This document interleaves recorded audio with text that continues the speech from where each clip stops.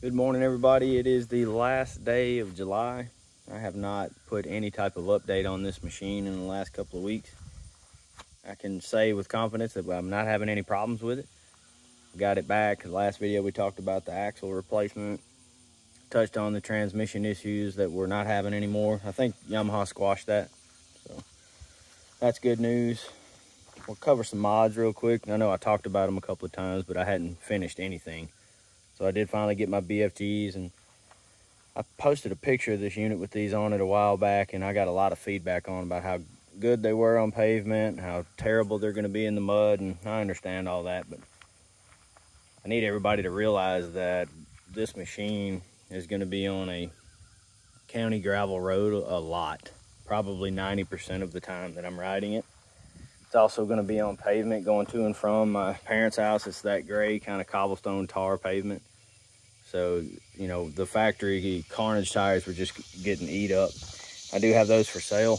I can cut somebody a pretty good deal on them. I'm not going to ship them unless somebody pays for the shipping. So if anybody's interested in them, they're probably 80% tread.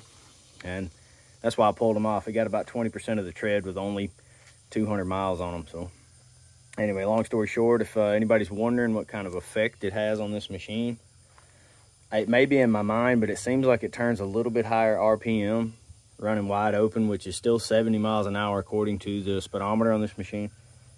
GPS is showing 67, 68. So not exactly sure how accurate either one of them is, but it still goes just as fast as it was. The overall height on these tires, this is a 30 by 9 515. It's supposed to be an inch taller, and by my measurement, it's right there at it. I do have a good bit of air pressure in them right at the moment. Running about 22, 24 pounds, something like that, just because, again, I'm on pavement and I'm trying to recoup any of that lost power, because these are about 10 pounds, or not quite, but almost 10 pounds a piece heavier than the factory tires. Now, the wheels are supposed to be lightweight, but I would imagine, I haven't put them on a scale, I imagine those 15-inch wheels are heavier than the stock wheel, so probably every bit of 10 pounds a piece heavier than the stock wheel and tire setup, you know, all the way around. They look fantastic in my opinion. That's the STI. I think I always get it wrong. I think I say SDI, but it's a STI HD10 15 by 7. It is a 5+2 offset all the way around. I am running a 1-inch spacer on the rear. Those were an eBay special, I believe. They worked out pretty good. I can talk about the lug nut dilemma I had. So anybody wanting to buy any aftermarket wheels, as you can see, those are little small spline style setup. Guys, you've got to get the right lug nuts. I bought the 3 sets before I had it right. They are running a 1.25 thread pitch M12 stud. It's not an M10 stud, and it's not a 1.5 thread pitch. So long story short, I Googled, instead of getting a caliper out and measuring it myself, I Googled the thread pitch, and the old Yamaha thread pitch, I believe, was a 125 by M10, and that is not what they're running here. So this is a Polaris bolt pattern on the wheels, so the wheels will cross over to a Polaris. But when I went to the Polaris dealership, that's the only dealership near here that carries aftermarket wheels and tires, I told them, hey, I got the same bolt pattern as a Polaris, but I need M12 by 125 spline nuts. They gave me a set, and I didn't look at the box, and they sold me let me get this straight. They sold me M12 by 150.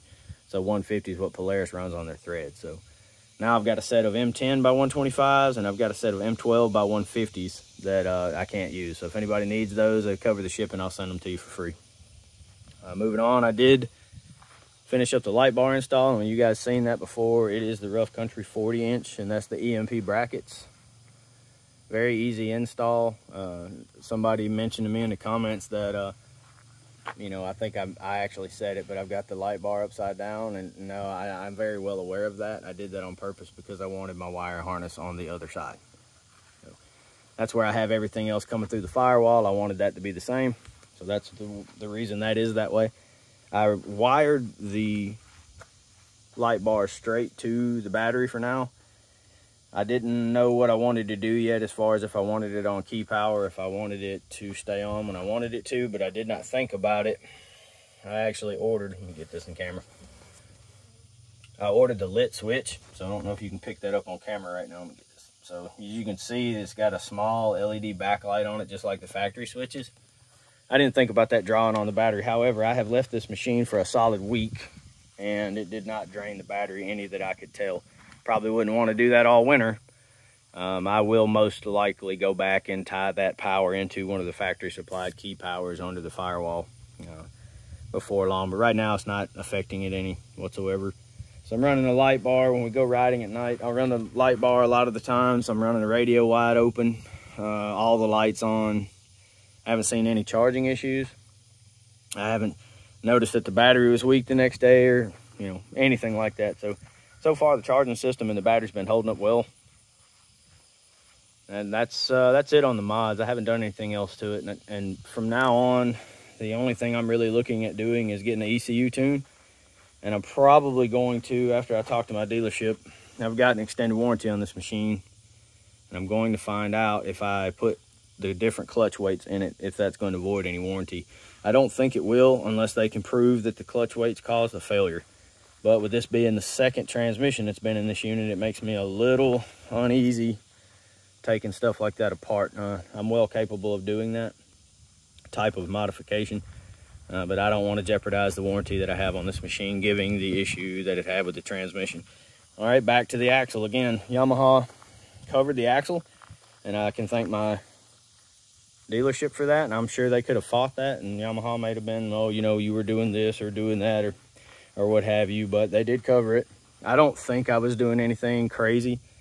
I did have it in diff lock, and I've come up on an offset hill, and the tire come off the ground, and when it come back down, it snapped the knuckle in the driver's side front axle. Put another one in it. It was on back order, so it took them a month to get the machine back to me again, but they did it. Didn't cost me a dime. I'm okay with it. Overall, the machine has been really fun to drive. I talk a lot about how I like the machine, so let's talk about what I don't like. I don't like the driveline noise. And I know these things are not refined like a truck and that they're going to have some driveline noise, but man, geez, these things make a bunch of clicking and popping and stuff, and I think it's just in my head because of the axle and the transmission. You know, nothing's actually broken. I am getting a clicking noise, and I'm going to say click. It's more of a light tap or knock out of the passenger side rear axle when I turn hard to the right.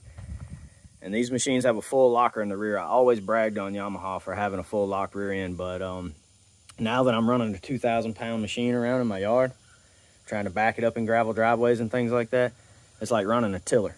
So I don't know how I feel about that anymore. I think I like the idea of the rear end being able to unlock. Beyond that, let's see.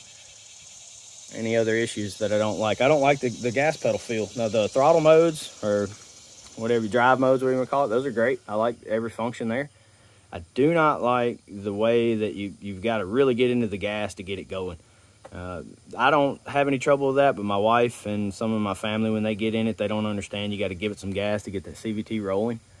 So, you know, it seems like you got to really give it some gas, almost like the brakes are holding on it when you try to get it to move. But that's it, guys. Shoot me some questions if you got any. I'd be glad to answer anything. Oil change. I did do the first oil change, and, you know, read how hard it was online. It's not that bad if you know how to change oil and stuff. You do have several places that you have to drain, but that's it. But, guys, shoot me a message. Thank you.